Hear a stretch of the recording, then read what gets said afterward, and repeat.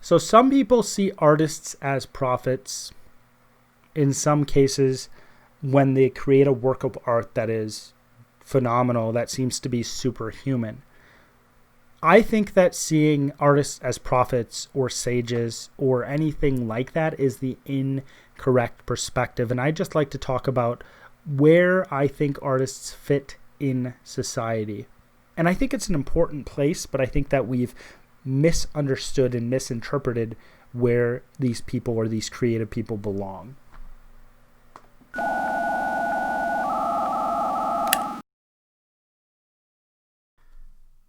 Welcome to How to Write Good. I am your host, Daniel Poppie. You can find out more about me at danielpoppie.com. If it is your first time here, How to Write Good is a writing podcast that seeks to find principles and advice that can be applied across a broad range of writing situations. If you've been here before, don't forget to subscribe, hit that like button below, and share. So in the past, I've talked about this idea that artists or people who go into creative fields are not supposed to be the core of society. I think it's pretty evident when we look at art or when we look at creative fields, because art does not produce food. Art does not produce the necessities that we need to live. And I think that it's often the case that people in the arts get a big head. And art is phenomenal. I love art. I think it's great. I don't think it's what gives life its meaning, but I think it gives it spice. I think it makes it more meaningful, if that makes sense. I think that the core of life isn't art itself. I don't think it's what ushers in meaning for us, but I think that it can carry meaning, and I think it can make it fuller, and I think it can make it better. As all good things can make life better. Good food makes life better. Good company makes life better.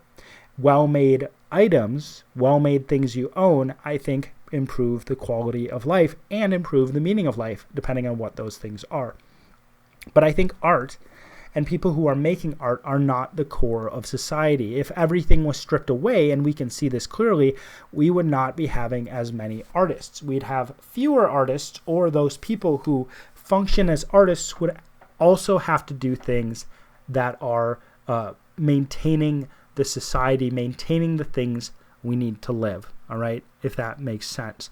So people who are exclusively doing art, as I've talked about in the past, live life on the margins. They exist within the margins. And what I talked about in the past is that they exist within the margins, but they need to be suspended between the margins, the chaos, and the order at the center. Right? If you think of it as like a big disc and all the order and all the center of society are the people who are working, are the people who are transporting food, are the people who are growing food, building bridges, are the people maintaining the roads, the people who are making sure things keep on moving forward in society. Okay?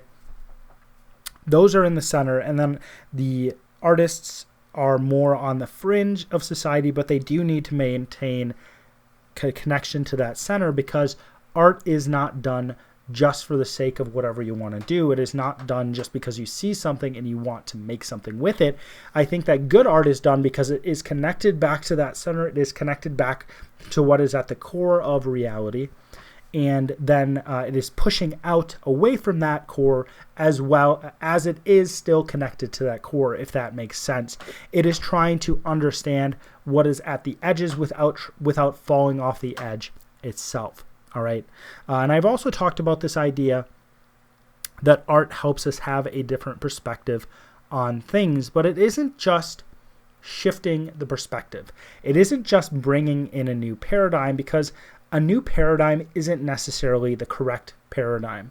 I think that art is in an amazing position to actually reveal the world to us more clearly, or in a different way. All right. You can look at things in multiple different ways. And in some cases, like the visual arts, we don't pick up something ordinary. We don't look at the ordinary we don't look at the ordinary objects that exist within our world. What we do is we pass over those things. They fade to the background. They become two-dimensional, when in reality, these objects that exist in our world, the simplest things, can have so much beauty, and they can have so much detail that we just pass over. It's kind of crazy, but if you ever look at grass, if you ever take the time to look at grass, there are billions of pieces of grass on the earth, right?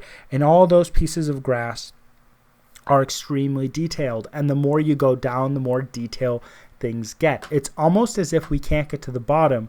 We can't see the smallest thing that exists because it seems, as far as humans know, above us we have stars that go on into infinity, and as far as we know right now, we keep on going smaller and smaller and smaller, and it goes into infinity as well. It's amazing. It's phenomenal. And I think that especially what a visual artist is doing is, if you're doing photography, which I'm not sure if it's art or not, part of me thinks it's not art, and it's not because I don't value photography, but I think that art needs to be distilled through a human, and I don't really think photography is. I do value photography. I value a lot of different things that aren't art, so it's not a knock on photography. But when you're taking a picture, you are focusing on a specific thing in that picture. People set up pictures or paintings. If somebody is painting, they set up paintings to draw the eye to one specific thing or make the eye move in a specific way, and it's making people perceive what you've painted or what you've taken a picture of in a specific way. But I think one thing we forget is that artists creative people do not have a full understanding of the world. They have a very good understanding of their art in a lot of ways. They have a very good understanding of what they are doing and how to bring emotion out of people and how to tell a story or how to write music or how to put words together. That's my wheelhouse. They do not have a full understanding of the world unless they've taken time to develop that full understanding in other disciplines, right? You cannot exclusively be an artist. You cannot exclusively be an artist without ever engaging with anything else in the world and understand the world. And this just makes sense because you can't exclusively be anything in this world and understand the world in a broader perspective. You actually have to take the time to look into the world, to think about the world, to read, to engage with other people to try to understand the world better. You have to get other people's perspectives. You have to see other things happening in the world. You have to get different experiences, and that is going to help you understand the world better. And also, it is the case that if you have a paradigm that is going to lead you to see the world incorrectly, you will see the world you'll more likely see the world incorrectly. All right, if that makes sense.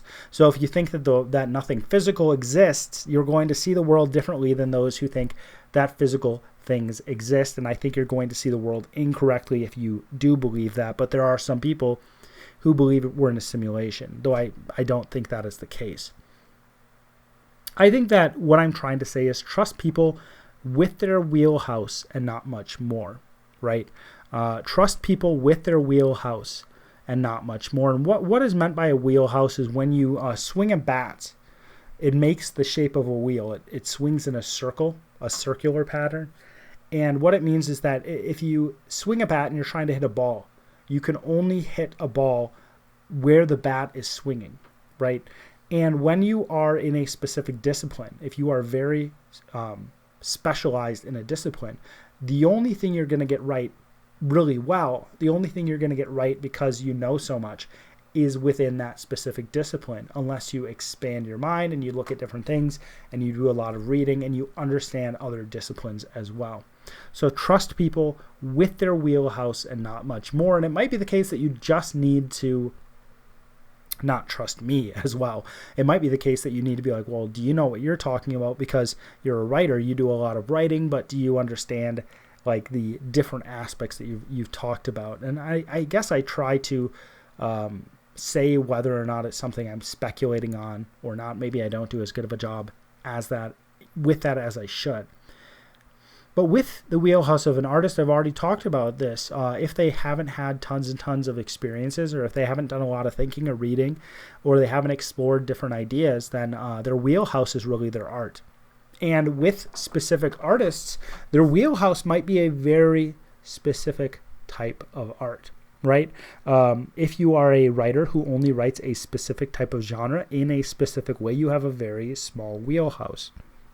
And I talked about this a few podcasts back, that maybe you should break away from a genre. Maybe we aren't just supposed to stick to a genre. Maybe we should force people to read different things by us. Maybe not force people, but we should present different books by these. Maybe we should write different books than we'd be used to, because maybe the best book we're going to write isn't in the genre of our choice. Maybe it's in a different genre.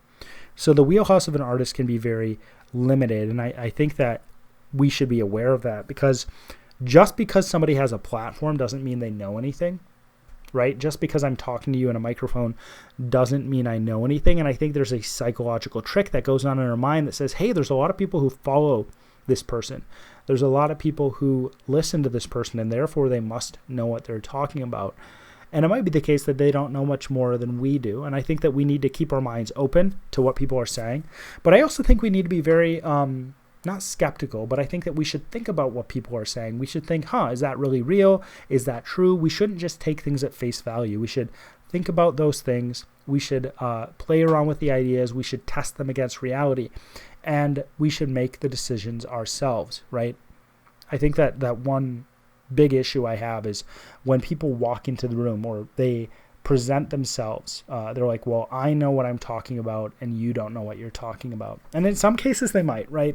But I think what happens is those people who think they know what they're talking about, or maybe they even know what they're talking about, they say, you need to be quiet because I know what I'm talking about and you don't have the right to say what you think, and you don't have the right to figure out what is true or not, because I already know what's true and you should just listen to me. And I think that's not a good thing. I don't think that's a good thing in any single situation. I think people need to go through the process of trying to figure out what is true. And I don't think they should be coerced into saying, yeah, this is what's true, just because somebody else bullies them into thinking that. I think it's best for everybody if people actually figure out what they think is true and live the best they're able to based on that information.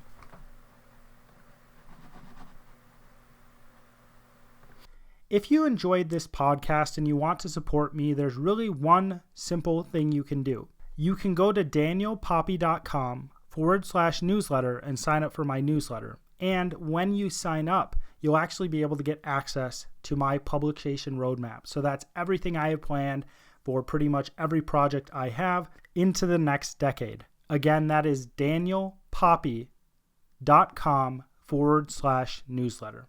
You can also find the link below.